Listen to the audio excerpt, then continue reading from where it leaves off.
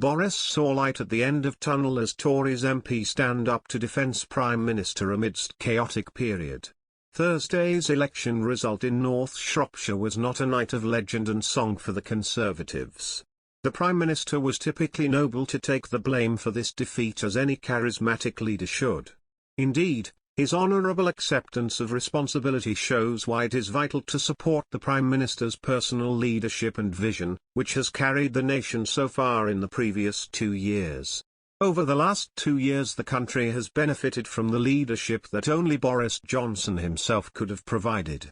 Though the pandemic has been an immense strain on the country, it was only this Prime Minister who had the vision to protect our economy with the furlough and other economic efforts that cost over £400 billion. Nobody else would have had the courage to go it alone and establish the Vaccines Task Force, which provided tens of millions vaccines, before knowing they worked, saving countless British lives. Thanks to this, we have been able to get Britain inoculated with a world-leading booster program, which has seen record-breaking numbers of vaccines delivered each day. It is something of which we can be immensely proud, and the program which will save lives and save our economy. The Prime Minister's foresight on vaccines and furlough meant that we were able to reopen the economy, throw the shackles off our lives and unleash Britain's entrepreneurial spirit while many other nations hibernated. We have seen record job growth, a dynamic economy and a pay rise for many of the UK's workers. His opponents simply lack the dynamism and charisma to take risks and lead the country where it needs to go.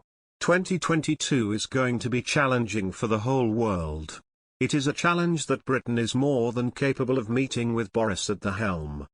Our newly signed trade deal with Australia, combined with action to support supply chains, will ensure the British people will have high-quality goods on supermarket shelves and better value for money. The Prime Minister is sorting out our asylum system so it protects those in need and ejects those illegally in the country. Finally, nobody else is going to tackle crime and antisocial behaviour as seriously as Mr. Johnson, thanks to the 11,000 extra police officers on our streets, new laws to tackle Insulate Britain blocking the roads, and a pioneering strategy to tackle serious violence on our streets. Conservatives are a phlegmatic bunch who bounce back from defeat, as in North Shropshire, and the Prime Minister will make this happen.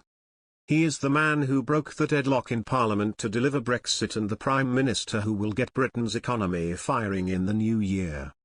From another news, Jacob Rees-Mogg has said, a return to a virtual Parliament would be running away from M.P.'s democratic duty. In response to calls from Labour to prepare for the return of a hybrid Parliament as COVID cases continue rise, the Commons leader said, being here in a democracy is important. The work we do in Parliament is crucial. Holding the government to account, ensuring that people are able to express their views is fundamental. The House authorities have been brilliant in keeping us safe. There are tests available, people have been testing themselves, and they have a responsibility to do so to try and keep all of us safe. Mr. Rees-Mogg, who wore a mask in the chamber while he waited to speak, added, but the idea that we should run away from our democratic duty is, I think, for the birds.